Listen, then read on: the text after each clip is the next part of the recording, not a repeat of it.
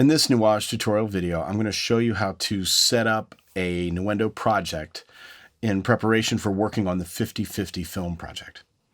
So what this is going to entail is creating a new project, an empty project, and then importing the reference video file into that project and extracting the audio from that video file and getting everything in place in the project so you can then begin to start work on the film. This is the first thing you would do when working in a film project. So what I have here is a empty, blank Nuendo project. And the first thing I want to do here is set up the project setup for all the parameters of the movie.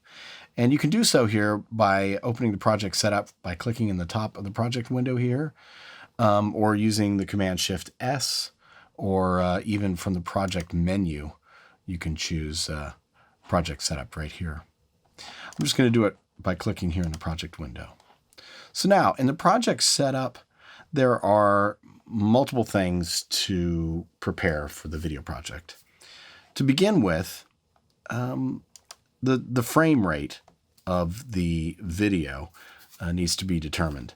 And in the case of the 50/50 project, it is 23.976, which is also known as 24p, or in this case, 2398, as the way Nuendo describes it. That is the frame rate. So we've chosen that. There are no pull up or pull down factors here.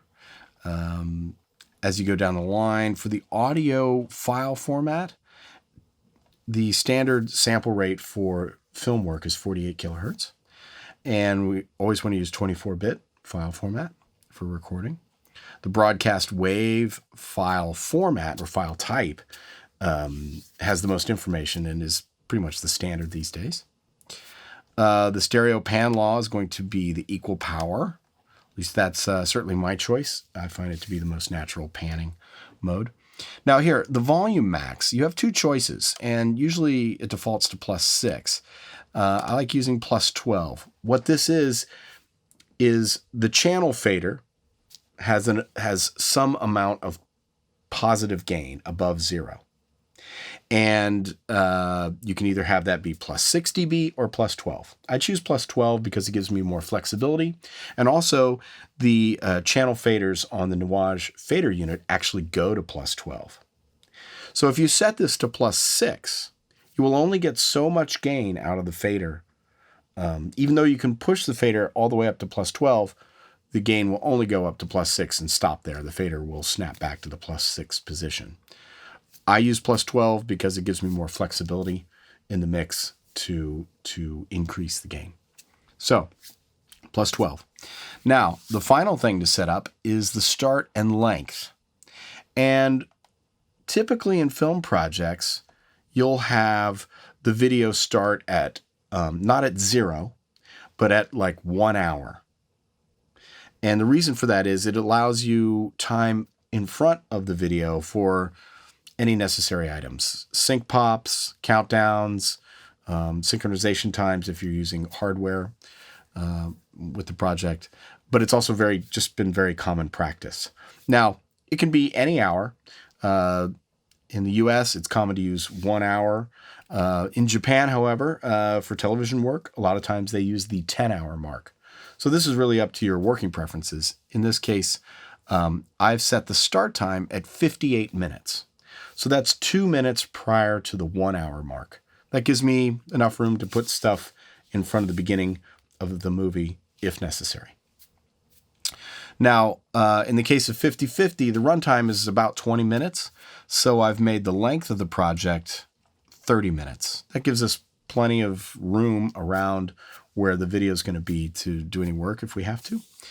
The other thing here is not to make this too long because it can add memory and undue amounts of memory to the project file itself. There's no need to have it any longer than necessary.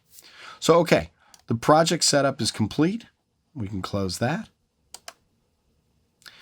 Now, the next step is to import the reference video. Before importing the video file, I want to move the project cursor to the exact frame where I want to import this video. In this case, I'm going to make it right at 1 hour. I'm even going to set a marker there just so I have an exact position. The video file itself starts at 0 hours, 0 minutes, 0 seconds, 0 frames. But we're going to place it at 1 hour. And that, again, that just gives us room in front of the movie in case we need sync pops or whatever. So I've positioned the cursor at 1 hour. Now I've created a user-defined key that allows me to import the video file. So I'm going to press that button here. And here, 5050 720p for Nuendo. That is the video file. Now, if you'll notice down here, we can see all the details about this video file.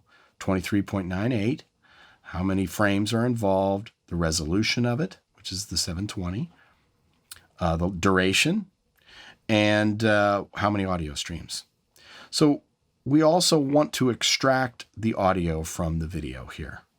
That is going to bring in the reference audio material and allow you to make sure everything is in sync. Okay.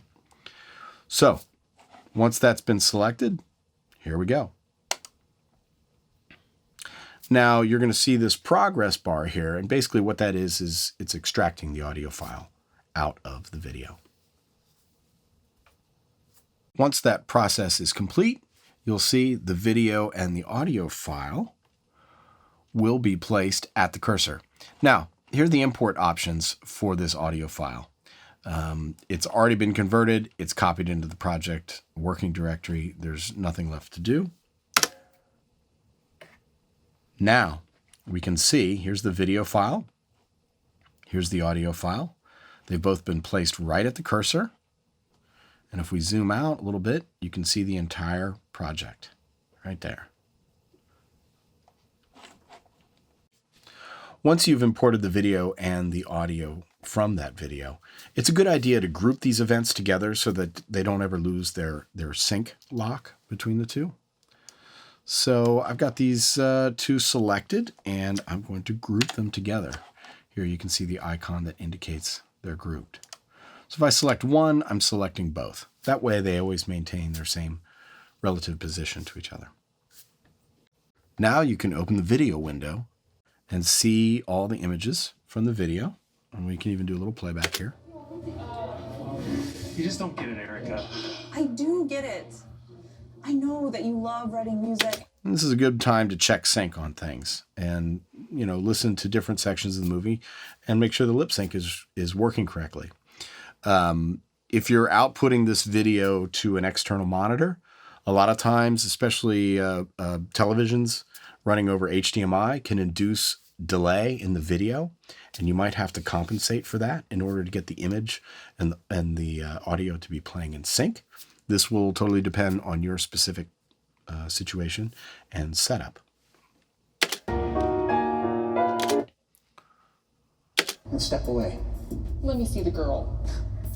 You don't call the shots here. I do. Once you've ensured that everything is in sync, now you're ready for the next step. And in the next step, we will import the AAF file, which is all the individual audio tracks from the video editing workstation into Nuendo, so that we'll have all the tracks ready to go that you can start work on the film. So we'll show that in the next tutorial.